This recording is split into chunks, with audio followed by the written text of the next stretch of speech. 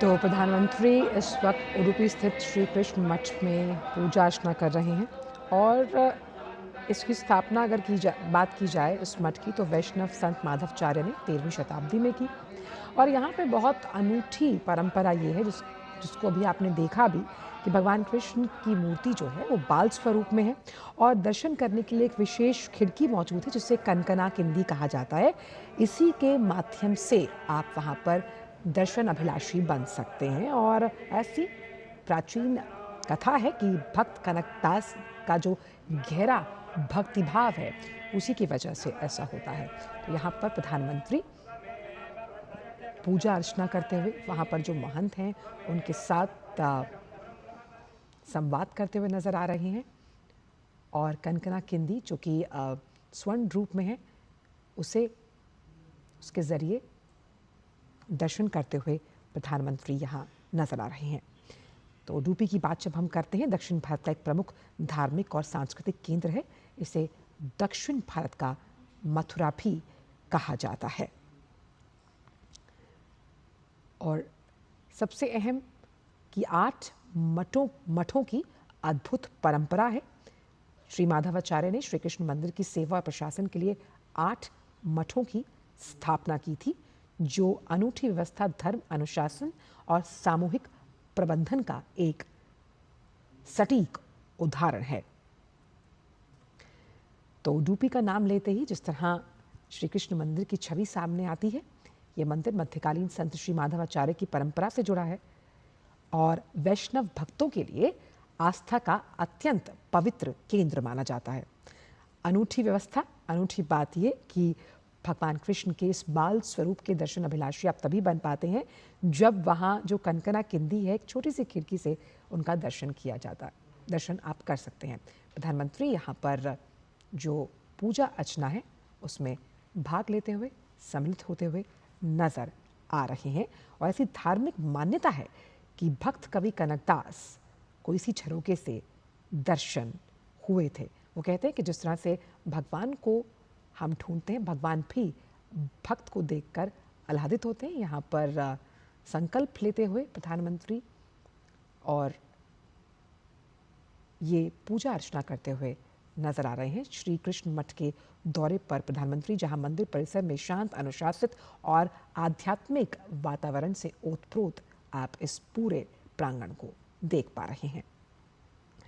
और वैदिक मंत्रोच्चार की वजह से जिस तरह से ये उडुपी का जो श्री कृष्ण मठ है वो श्रद्धालुओं के लिए सालों से आकर्षण का, भक्ति का, आध्यात्म का, ज्ञान का केंद्र रहा है।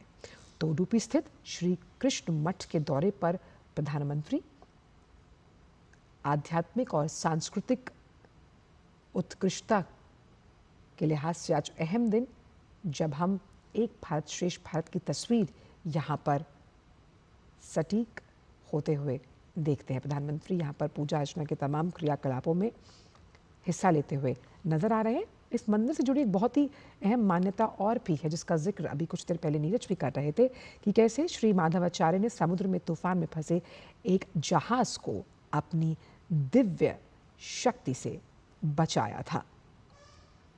और आध्यात्मिक शक्ति कैसे आपके दार्शनिक व्यक्तित्व को निखारती है, उकेरती है। प्रधानमंत्री यहाँ पर पूजा अर्चना में भाग लेते हुए नजर आ रहे हैं। और उडुपी को भगवान कृष्ण के भक्तों के लिए बेहद पवित्र स्थान माना जाता है। ये कृष्ण मंदिर खास तौर पर कृष्ण भक्तों के लिए प्रमुख आस्था का केंद्र है, जहाँ आध्यात्मिक उन्नति, उत्पत्ति का उद्घोष है।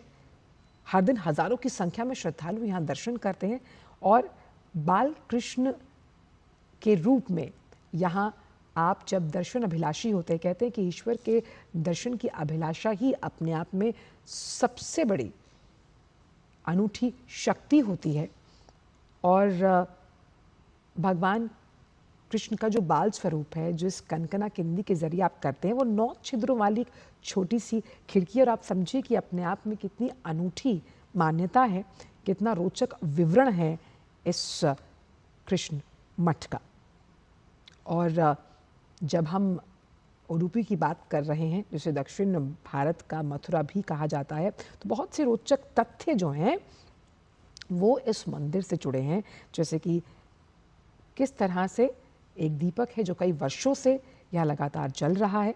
भगवान कृष्ण की जो बाल स्वरूप मूर्ति स्थापित है, हाथ में मक्खन और रस्सी पकड़े हुए है, और हर साल खास तौर पर जन्माष्टमी या फिर अगर हम भगवान कृष्ण से जुड़े जो तमाम महोत्सव होते हैं, उस वक्त इस पूरे श्री कृष्ण मठ की छटा देखते ही बनती है।